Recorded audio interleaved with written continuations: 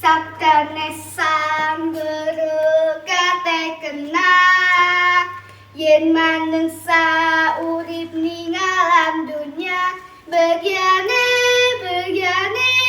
sing sabar nerima mula kudu eling lan waspada.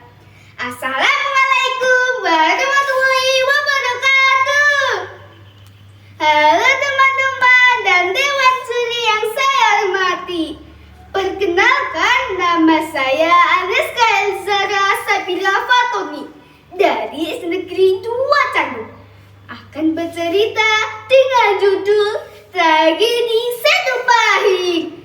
Cerita ini diambil dari buku Banyumas Riwayat Dulu yang ditulis oleh Sugeng Wiyodo dan Sunardi pada tahun 2002. Ini dia cuplikannya. Roro Sukanija, kemana kamu? Benarkah kamu ini menadu demam Toyareka? Cepat coplak dan jujur. Nah teman-teman, itu tadi cuplikannya. Bagus kan cuplikannya? Ayo kita simak ceritanya.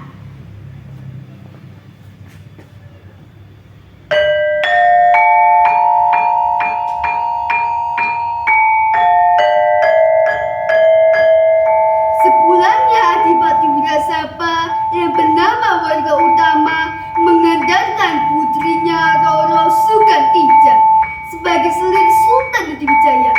Tiba-tiba datanglah demam Toyareka menghadap Sultan Wijaya lalu berkata,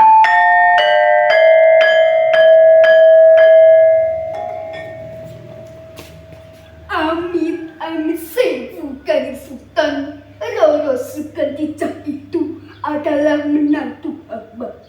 Maka sangatlah tidak pantas jika adipati warga utama menyerahkannya menjadi istri paduka. Kanjeng, itu penghinaan. Sultan Wijaya kaget berkebalang. Seketika darahnya mendidih, amarahnya meluap. Maka dengan penuh murka ia memanggil Tumenggung Carakaseta untuk menghukum Adipati Wirasaba. Carakaseta, kemari kamu! Cepat kamu susul Adipati Wirasaba, hukum dia seberat-beratnya. Baik Paduka, jawab Tumenggung Carakaseta. Bersamaan dengan itu, demam Toyareka undur diri dari baja. Masih dan memendam kemarahannya, Sultan Wijaya memanggil Roro Sukantija. Roro Sukantija, kemari kamu! Benarkah kamu ingin menadu demam Toyareka? Cepat, coplak dan jujur. Roro Sukantija pun datang sambil berkata,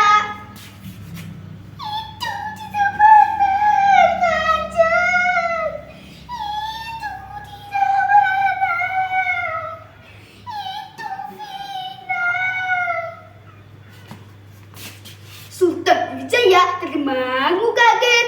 Beliau menyadari kekeliruannya memerintahkan dan menghukum Adipati Wirasaba. Maka ia mengutus Tumenggung Rakakelik untuk membatalkan perintahnya.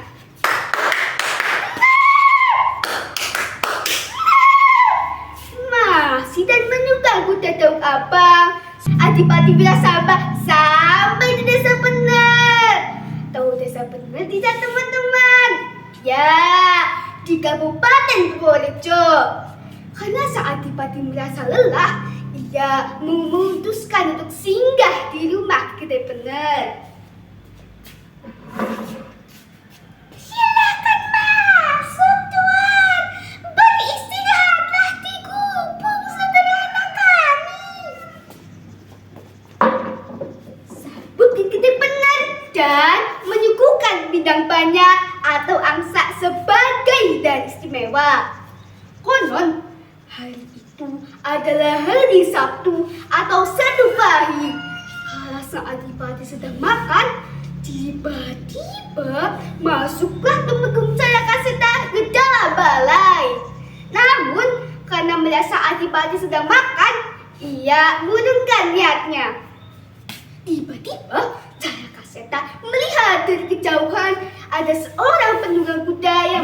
melambaikan tangannya.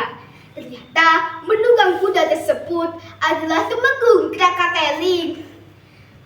Carakaseta menganggap bahwa lambaian tangan tersebut adalah isyarat akan tugasnya meminta masuk. Bagaikan gila yang menyambar, sang adipati pun tersuku.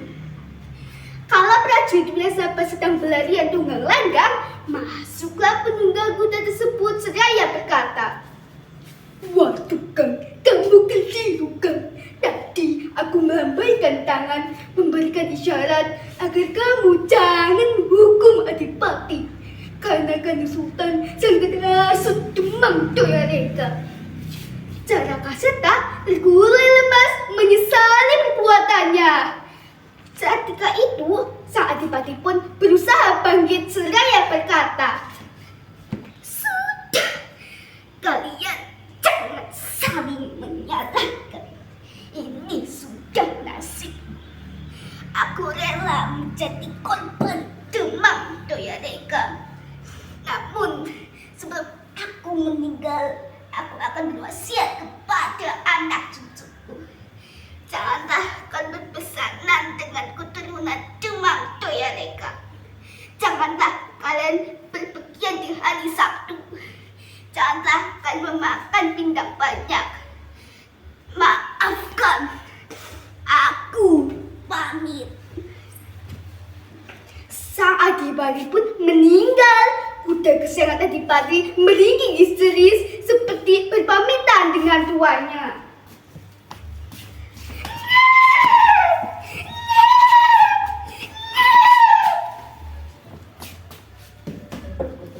Suasana desa Bener pun sangat kebat. Tidak ada orang yang beraktivitas.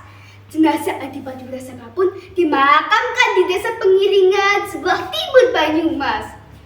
Tahukah teman-teman, sepeninggal Adipati Wirasaba, tidak ada satupun keluarga Adipati yang berani datang ke Pajang. Mereka takut akan murka Sultan Hadiwijaya. Melihat keprihatinan tersebut, Raden Joko Kaiman dengan jiwa ksatria dan rela berkorban memberanikan diri datang ke Pajang dan menerima resiko apapun. Tapi bukan hukuman, melainkan anugerah yang beliau dapatkan, yaitu ganti akan menjadi Adipati Wirasaba dengan gelar warga utama kedua. Hebatnya lagi, anugerah tersebut dibagi 4 saudara-saudaranya. Itulah mengapa Raden Joko Kaiman juga diberi gelar Adipati Merapat.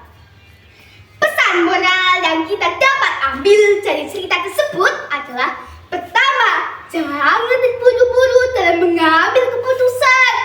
Kedua, kita harus mempunyai jiwa ksatria dan rela berkorban. Ketiga, kita harus yakin semua hari sama di mata Sang Pencipta. Karena takdir baik dan buruk ada di tangan Tuhan, dan ibadah kita hanya untuknya. Karena Tuhanlah Sang Penolong kita. Sekian cerita dari saya.